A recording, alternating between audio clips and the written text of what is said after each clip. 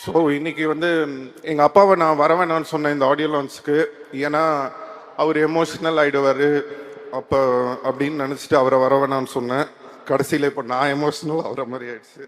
சின்ன வயசில் எல்லா பசங்களுக்கும் சாக்லேட் வாங்கி கொடுப்பாங்க, வெளில கூட்டு போவாங்க, படத்துக்கு கூட்டு போவாங்க, பீச்சுக்கு கூட்டு போவாங்க, விளையாட சொல்லுவாங்க, இல்லை படிக்க சொல்லுவாங்க.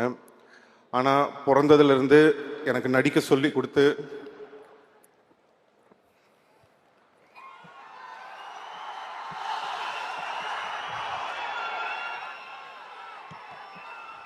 பிறந்ததுலேருந்து எனக்கு நடிக்க சொல்லி கொடுத்து அப்போ வந்து எனக்கு ரொம்ப கஷ்டமாக இருக்கும்.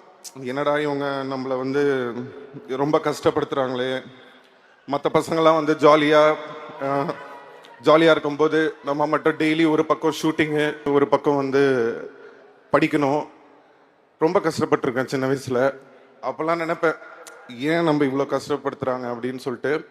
ஆனால் இன்னைக்கு வந்து ஒரு 40 வருஷம் கழிச்சு கமல் சரோட நடிக்கிற ஒரு ஆப்பர்ச்சுனிட்டி வரும்போது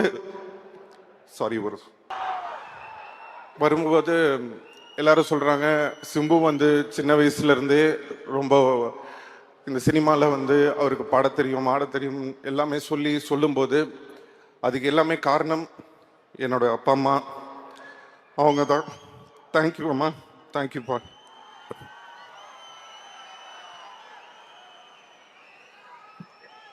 ஸோ இன்னைக்கு வந்து எங்கள் அப்பாவை நான் வர வேணாம்னு சொன்னேன் இந்த ஆடியோ லான்ச்சுக்கு. ஏன்னா அவர் எமோஷ்னல் ஆகிடுவார் அப்போ அப்படின்னு நினச்சிட்டு அவரை வர வேணாம்னு சொன்னேன். கடைசியில் இப்போ நான் எமோஷ்னல் ஆகிற மாதிரி ஆயிடுச்சு.